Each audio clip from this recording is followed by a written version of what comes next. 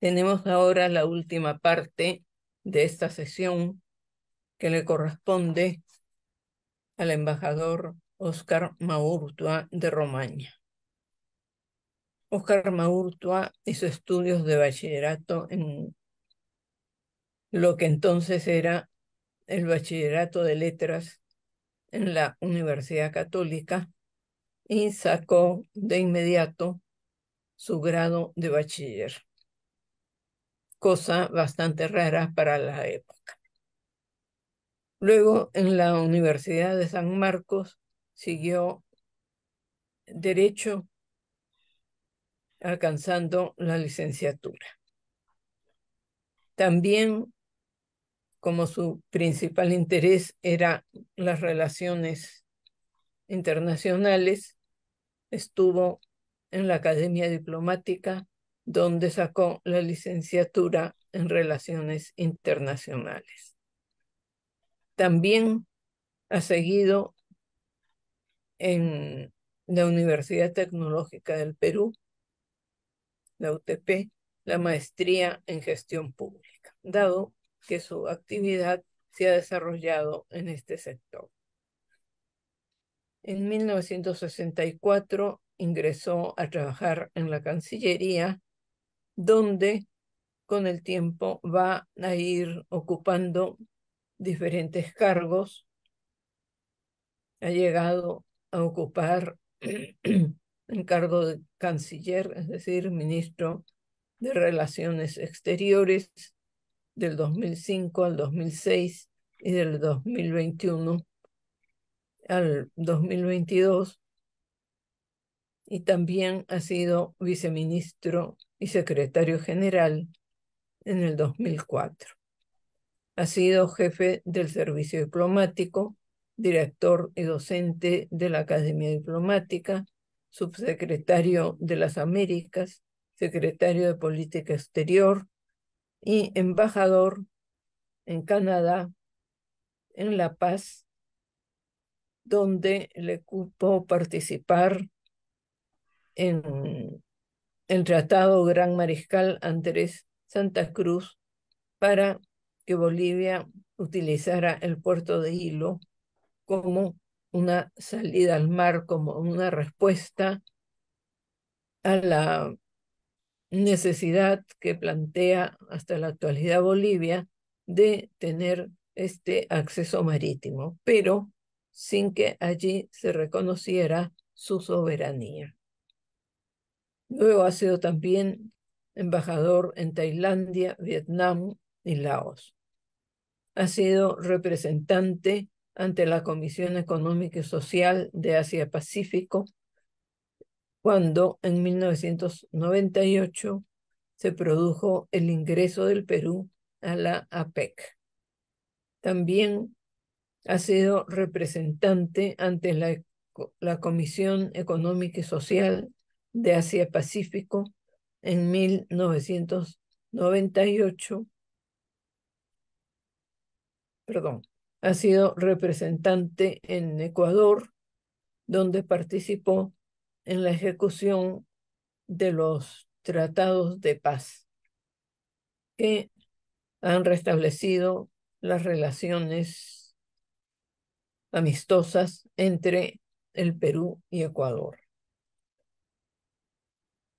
Ha participado en España, Andorra, en la Organización Internacional de Turismo del 2022 al 2023.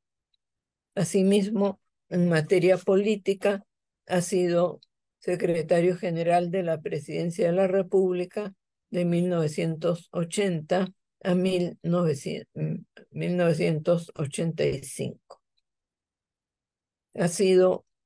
Ha ejercido la docencia en la Escuela de Relaciones Internacionales de la UTP, en la Academia Diplomática y en Centrum, organismo de la Pontificia Universidad Católica del Perú.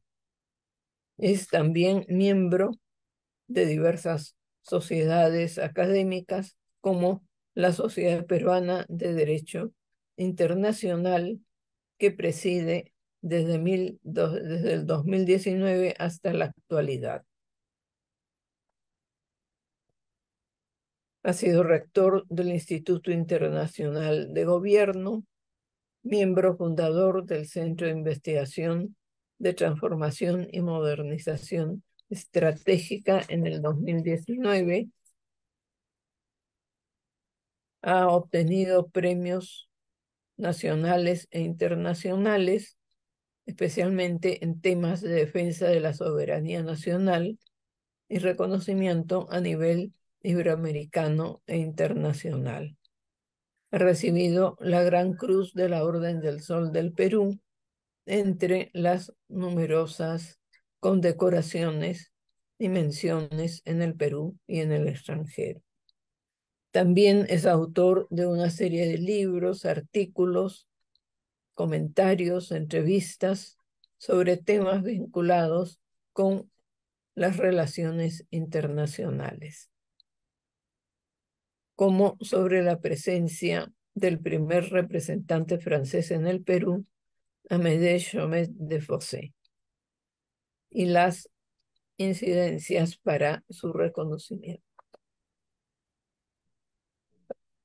Creo que podemos pasar ahora, luego de este currículum, que podría alargarse mucho, pero para dar mayor tiempo a su participación, el embajador Maurtua nos va a hablar de estas relaciones internacionales de los países de los estados que se van formando con motivo de la independencia.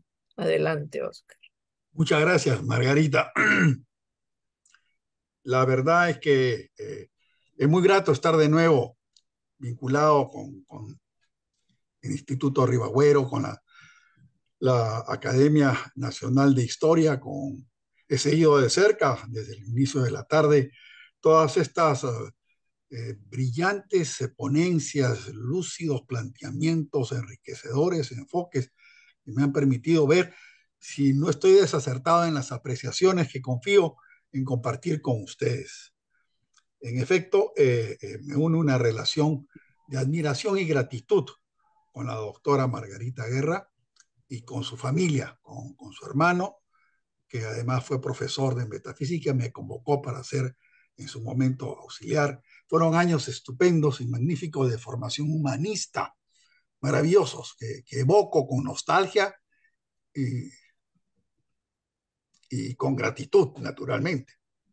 Pues bien, vayamos a la esencia y espero no ser repetitivo de muchas cosas que vosotros, estimados académicos, historiadores de todas las Américas, ya han ido con mucha versación, con mucho más erudición.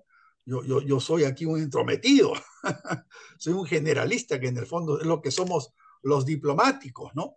Generalistas que tenemos que recurrir a muchos temas, a muchas cosas, en fin, para poder defender intereses permanentes del Estado, porque somos funcionarios de Estado.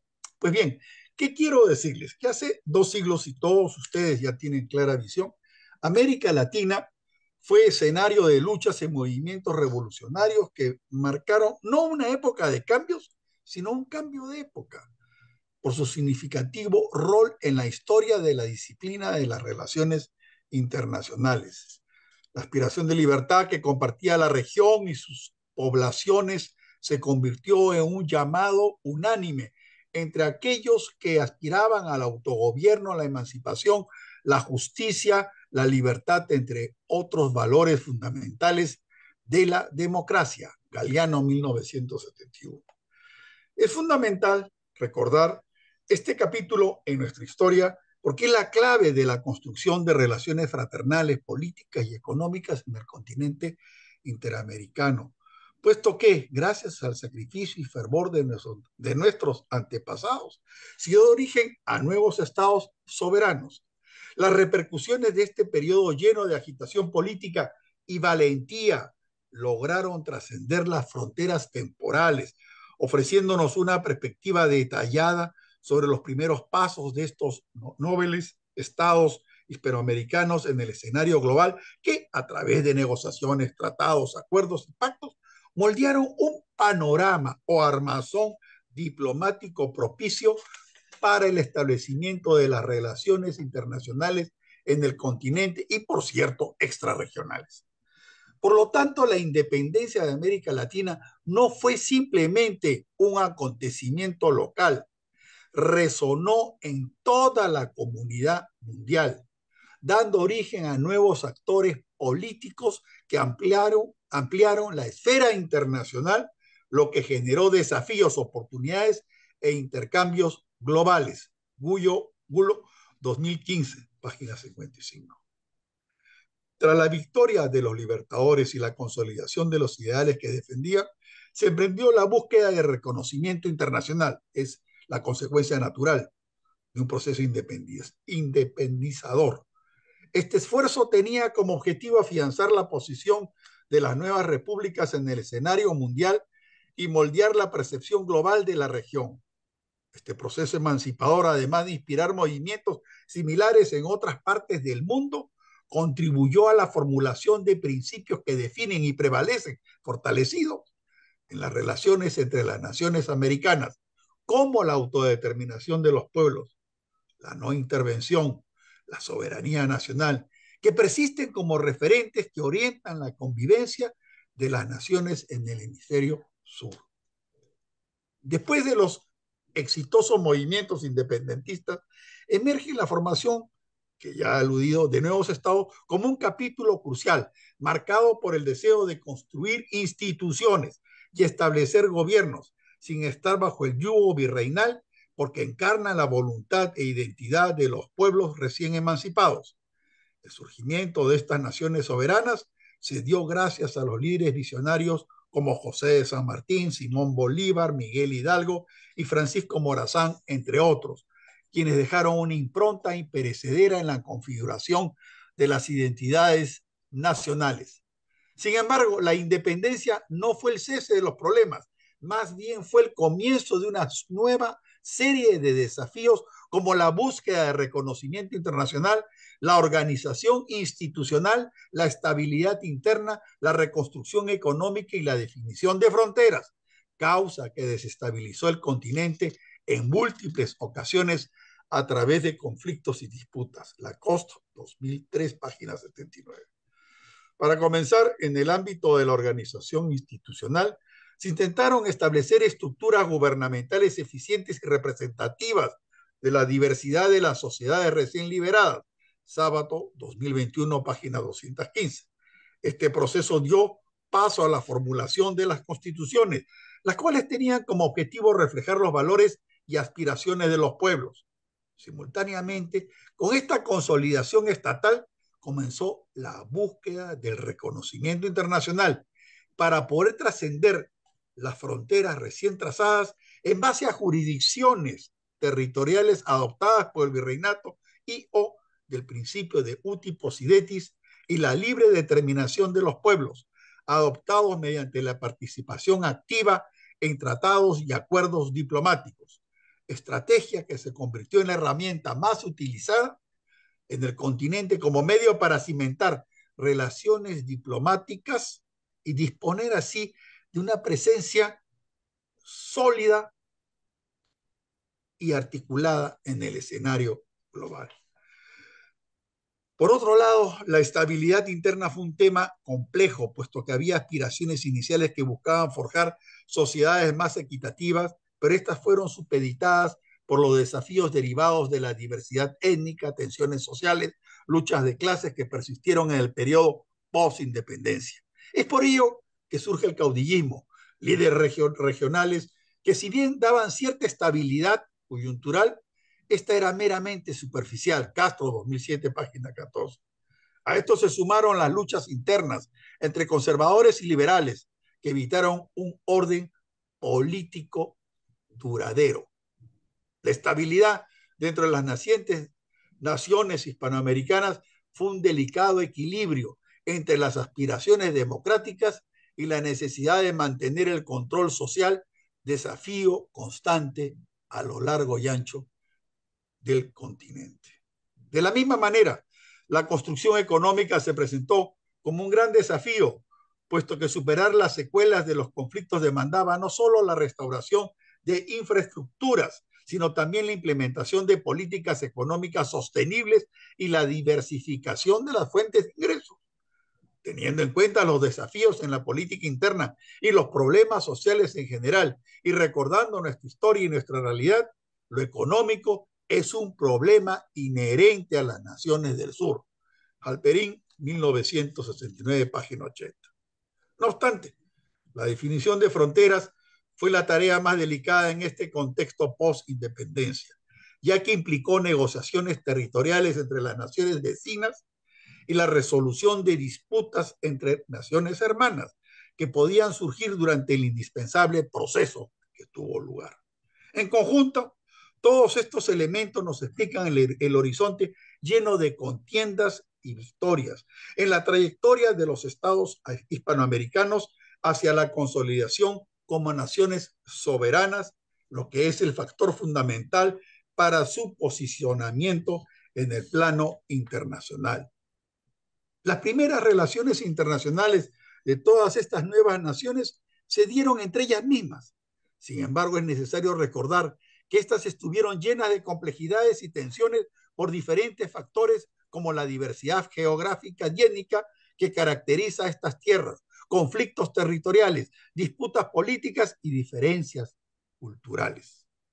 Todas estas crisis per se desafiaron la cohesión de estos estados recién formados. Buller, 2021, página 106. No obstante, la riqueza de esta diversidad es enriquecedora, pero también fue el origen de controversias e incordios.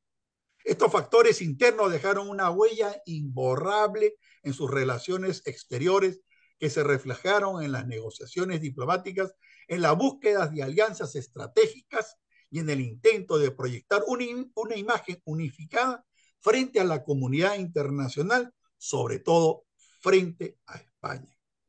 Aquí cabe recordar que después de la independencia del Imperio Español hizo un intento de reconquista, el cual no tuvo éxito gracias a la unión de las naciones de las costas del Pacífico. Esto moldeó la manera en que se presentaron al mundo, marcando el inicio de su andar en la escena internacional del Pozo 2012, página 17. En este incipiente periodo, las gestiones diplomáticas fueron claves para insertarse estratégicamente en el escenario mundial. Para ello, la premisa era claro: forjar lazos que trascendieran las fronteras recién delimitadas y que consolidaran la posición de estos estados en el escenario mundial. Es aquí donde se puede ver el arte y la sagacidad de la diplomacia en todo su apogeo, puesto que ésta se desplegó en las negociaciones que aseguraron las primeras alianzas. Cada tratado, cada acuerdo representaba un paso más hacia la construcción de un mapa diplomático y o geopolítico que asociaba a las naciones latinoamericanas para consolidar su autonomía. En estos intercambios no solo se sellaban compromisos bilaterales, sino que también se aseguraban la solidaridad entre naciones hermanas que compartían un pasado de lucha y una visión de futuro común. Es decir, tenían una identidad colectiva de pertenencia frente al escenario mundial. Una vez formuladas las relaciones entre los estados hispanoamericanos, estos continuaron expandiendo sus interacciones con potencias occidentales. Las primeras incursiones en el ámbito diplomático con potencias occidentales, sobre todo con Estados Unidos y Europa, representaron una ruta significativa en la búsqueda de reconocimiento y legitimidad internacional. No obstante, este proceso no estuvo exento de provocaciones y desavenencias, puesto que tuvieron problemas con la influencia externa, la cual se manifestó en diversas formas, desde presiones económicas hasta intervenciones políticas.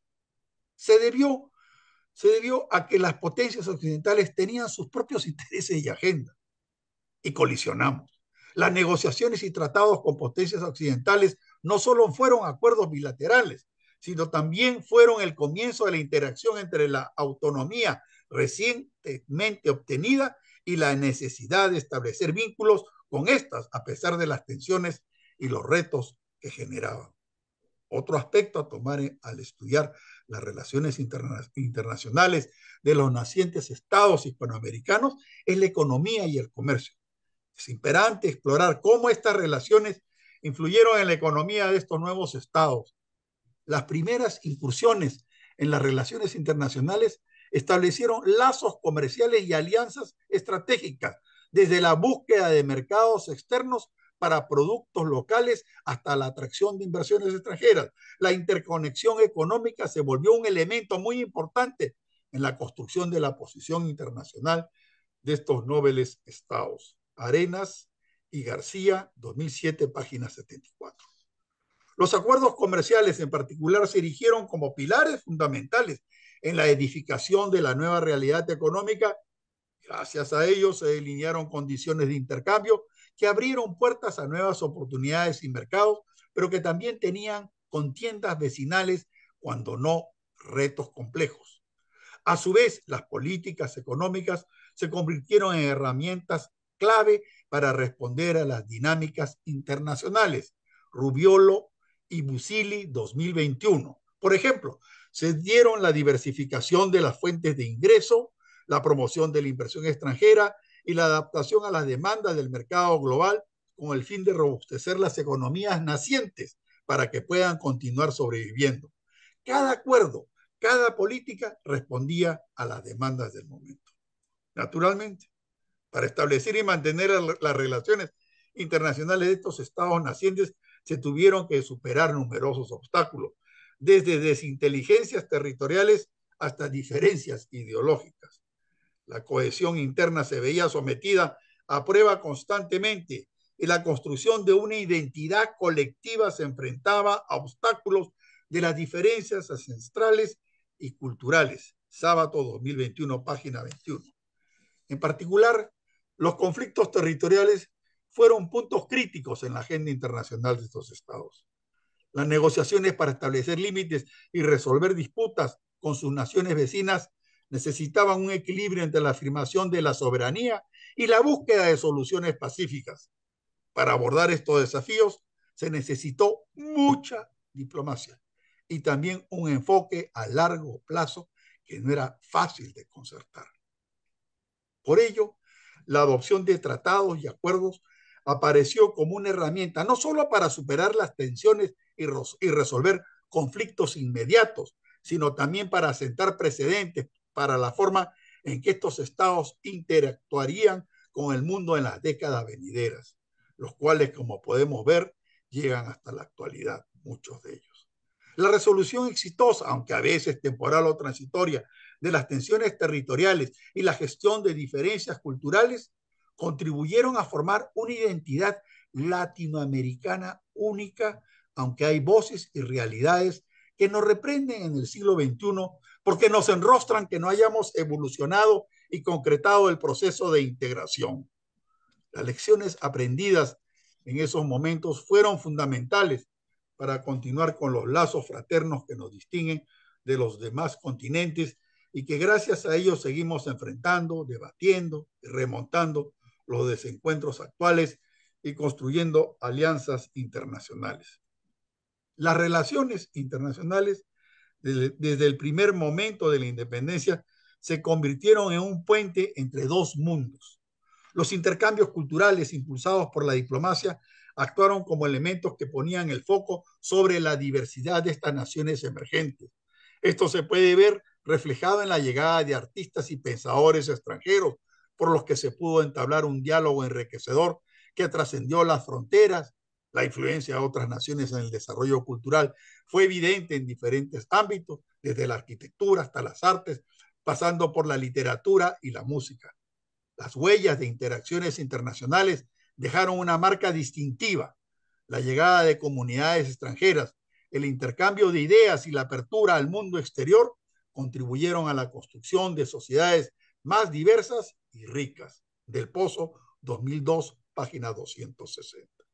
Cada gesto diplomático, cada gestión diplomática, cada acuerdo no solo sellaba compromisos políticos, sino que también abría las puertas de un diálogo enriquecedor, motivador de la simbiosis del encuentro de dos mundos al que he aludido, que paulatinamente debe ubicarse y reconocerse en su destino mestizo. Las conductas internacionales primigenias de los estados hispanoamericanos recién independizados no se quedaron en el pasado. más bien representan hilos que han tejido con tesón y visión el presente y siguen influyendo en el desarrollo político e identidad de América Latina. Las relaciones diplomáticas concebidas en ese periodo inicial establecieron los cimientos para alianzas estratégicas y vínculos internacionales que han resistido el paso de los siglos. Asimismo, el legado de estas relaciones también se manifiesta a través de la misma personalidad de la región, la interacción con otras naciones, las influencias culturales y las lecciones aprendidas en los primeros años post-independencia han contribuido a la formación de una afinidad latinoamericana sui generis y, por qué no, única. La diversidad de estas interacciones ha marcado el perfil de América Latina, cómo se ve ella misma y cómo esta es percibida en la comunidad internacional. Gracias a la vitalidad de la experiencia diplomática que se adquirió en esos primeros años, las naciones aprendieron a manejarse en un mundo globalizado y a enfrentar los desafíos actuales. Así, en el estado actual de estas relaciones se encuentra un vínculo estable y resistente. Por tanto, conviene recordar diversos hitos que sobresalen en esta etapa inicial de las repúblicas y que es útil tener presente, como es el caso de la presidencia del ministro secretario de Relaciones o Asuntos Exteriores, que como expresión de la soberanía nacional ocupa el lugar de mayor prelación dentro de los respectivos gabinetes nacionales, lo que perdura hasta nuestros días. Desde Lima, debemos recordar, se elabora la carta redactada por Hipólito Unanue, mediante la cual el libertador Bolívar convoca al Congreso Anfictiónico de Panamá de 1826, cuyo objetivo era afirmar la consolidación de la unidad de las nuevas repúblicas, convocando una confederación de los países hispanoparlantes que cubría desde México hasta Chile y Argentina, a la par que incentivar acuerdos de defensa común de la región. Igual gravitación merece destacar el rol protagónico que cumplió el Perú, Chile y Ecuador en el intento de recuperación del antiguo virreinato en 1866, cuando se combatió solidariamente y exitosamente contra la flota española. Sánchez Carrión, al igual que José María de Pando, fueron ilustrados juristas y cancilleres que supieron interpretar el sentimiento y el clamor regional por la unión hispanohablante y que se tradujo en el Congreso de Panamá de un lado y del otro la gallardía con que Pando sabe conducir la política exterior del Perú. En efecto, al gestionar el reconocimiento de Francia en 1826 y 1827, el Perú rechazó a un inspector general de comercio, Jean-Baptiste Gabriel Amadeo Chaumet de Fossé, reflejo del pacto borbónico que une España y Francia, interesada esta última en la riqueza del Perú, y trata de acreditar con dicho rango jerarquía, que no es registrada, que no aparece en el derecho diplomático del siglo XIX, y por ende Pando, con posición gallarda y de versación internacional, rechaza al enviado francés, exigiendo que lo correcto era un ministro, un encargado de negocios o un cónsul, ante lo cual España reconoce la seriedad de la posición del Perú y acepta y admite así la independencia del Perú. Se produce así el reconocimiento del Perú. Es el caso al cual aludía la doctora Margarita Guerra. Esa fue mi tesis de bachiller en humanidades y le debo que gracias a ella pude graduarme. Y le estoy siempre muy agradecido. No quiero pasar por alto el esfuerzo dedicado por las naciones americanas para institucionalizar sus respectivos servicios diplomáticos y consulares. En particular, destaco la labor de José Gregorio Pazondal, quien en 1846, durante su mandato como canciller de la República, emprendió la tarea de dictar las normativas que sentaron las bases del servicio diplomático de mi patria. Este hito se considera sin precedentes y marca en el ámbito interamericano la formalización de la diplomacia, estableciendo los fundamentos esenciales para la práctica diplomática de nuestro país. Además, velando por las relaciones diplomáticas de todo el continente americano, convocó en Lima en 1864 el primer Congreso Americano de Ministros de Relaciones Exteriores que contaron con la asistencia de numerosos cancilleres de la región, en particular Chile, Bolivia, Ecuador, Nueva Granada, evidenciando su dedicación a fomentar el panamericanismo, impronta de la política exterior de Pasoldán. En toda esta compleja y efervescente situación que vive Hispanoamérica en las décadas de 1820 y 1860, se desarrolla la diplomacia continental que décadas más tarde, inspiradas en el Congreso de Panamá, da paso al sistema interamericano, con todo su andamiaje legal y de cooperación, siempre sustentado en la igualdad jurídica de las naciones, la convivencia pacífica, la solución pacífica de controversias, la no injerencia y el respeto a la soberanía, entre otros, todos los cuales son fundamentos del derecho internacional y que, sin duda, evoca los anhelos libertarios, republicanos y democráticos que decidieron el nacimiento de las naciones independientes que subsisten y prevalecen en nuestro hemisferio. En estos 2 siglos de evolución, la región ha alcanzado hitos significativos, reflejados en la actualidad por organismos como la Organización de Estados Americanos, OEA, y la Comunidad de Estados Latinoamericanos y Caribeños, CELAC. Estos entes no solo son testigos, sino también impulsores de la consolidación de las relaciones fraternales entre las repúblicas hispanoamericanas. Igualmente, no quiero dejar de mencionar al Grupo Latinoamericano y del Caribe, GRULAC, como el espacio de diálogo y concertación no vinculante de carácter geopolítico, integrado por todos los países de América Latina y el Caribe, cuyo fin es crear consensos en diversos temas que aborda la región. Originalmente el GRULAC funcionaba para el ámbito multilateral, Naciones Unidas y sus diversas agencias en Viena, Ginebra, París, Madrid, Nairobi, Bangkok, entre otros. Sin embargo, por analogía o extensión, también se llevan a cabo reuniones en diversas capitales del mundo, donde existen misiones diplomáticas de países iberoamericanos y del Caribe. Las sesiones son en español y todos concurren en igualdad de condiciones. Se observa entonces que el GRULAC, su influencia y la cohesión que representa, hoy es el resultado de la afinidad y correspondencia que ha generado positivamente la historia y el sentido de pertenencia de nuestros pueblos. La convergencia de los líderes y representantes de estas naciones demuestra una voluntad constante de establecer posiciones conjuntas y fomentar la colaboración entre los países de la región. Aunque los desafíos persisten, esta continua búsqueda de unidad y cooperación refleja aquella impronta del tiempo inicial del nacimiento de la República, así como la resiliencia de estas patrias y su compromiso con la construcción de un futuro compartido en el escenario internacional. Por vuestra atención, muchas gracias. Quedo a Muchas vuestra gracias. disposición por si hay alguna pregunta que desean hacerme con sumo agrado. Muchas gracias, embajador. Ha sido muy ilustrativa su participación. No sé si hay preguntas.